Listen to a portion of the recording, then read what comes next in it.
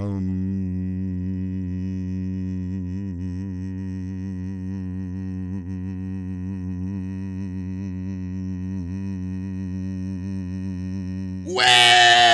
there, I'm old geezer. Yeah, I remember when a smoke was a smoke. Well, we did. But I'll let my friend Al and Mick tell you all about it.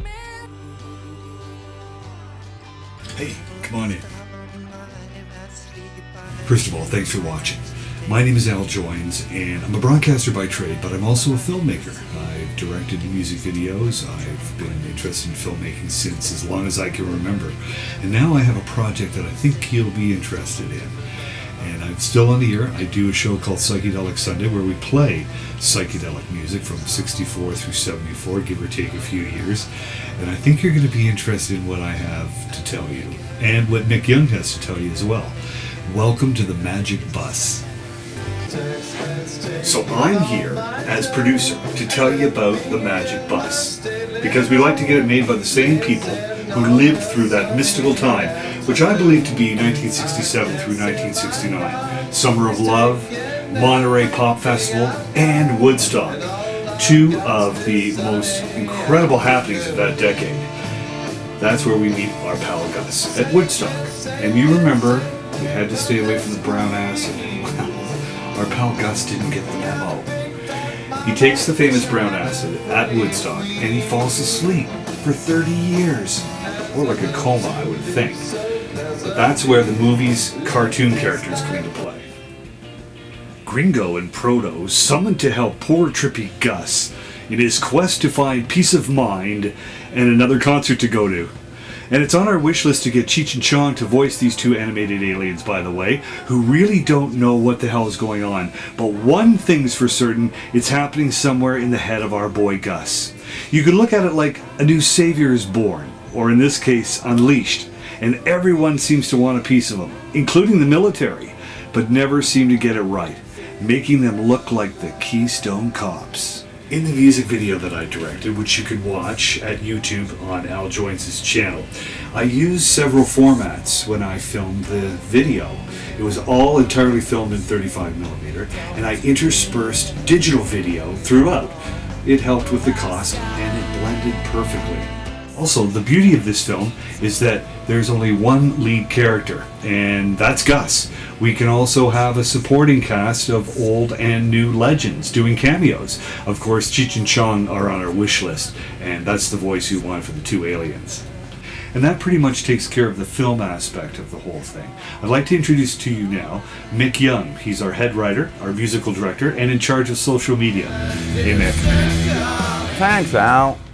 Well, this could be the last chance for the baby boomers to go down memory lane with a bang, and for the baby zoomers to turn on, tune in, and hopefully not drop out this time.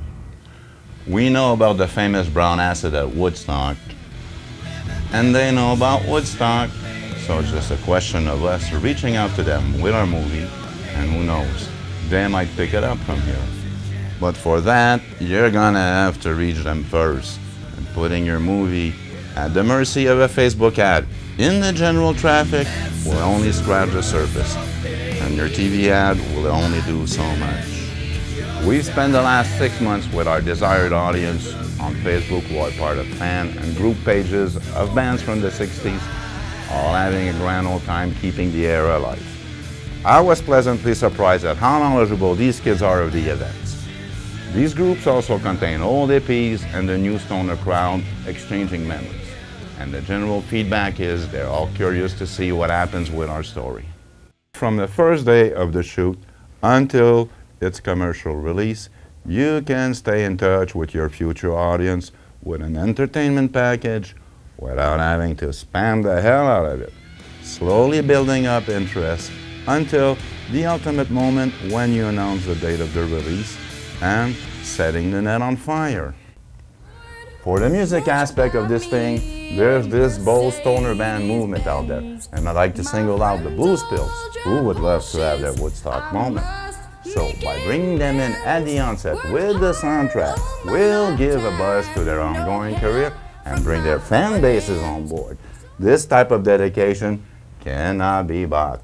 And the key is to have a worldwide foundation at the onset to give this film the wing it needs at the time of its release. Thank you very much. I've got a bus to catch. Come on, old geezer. I know a couple of chicks who are just down to meet you. What do you mean, dying? Oh, well, okay. Well, in our movie, Facebook means mugshot for our friend Gus. And tweeting selfies just hasn't set in his head yet. So I guess the future came to him too fast. But luck favors everyone, winning $25 million by doing a good deed, which changed all that. And the millennials took the bait, hook, line, and sinker. As for the rest, history will tell. So, with access to fake studios in Montreal, who did post for Academy Award winner the Dallas Buyers Club, and also Wellesley Sound in Toronto on board, having done work with, among other people, Chris de Burgh's Lady in Red. Also, promotional material will be handled by Mick Young Music and Joint Productions together and in association with La Rock Enterprises, who had licensing agreements with Hendrix Enterprises, helping round up this package. And I'll let old geezer take it from here. On behalf of Mick Young and myself, Al Joins, hope to see you on the bus. Hey, where's that blonde bubblehead nurse going? Yeah, shut up. If you're coming to San Francisco, be sure to wear some flowers in your hair. If you're going to San Francisco, you're gonna meet some gentle people there. For those who come to San Francisco,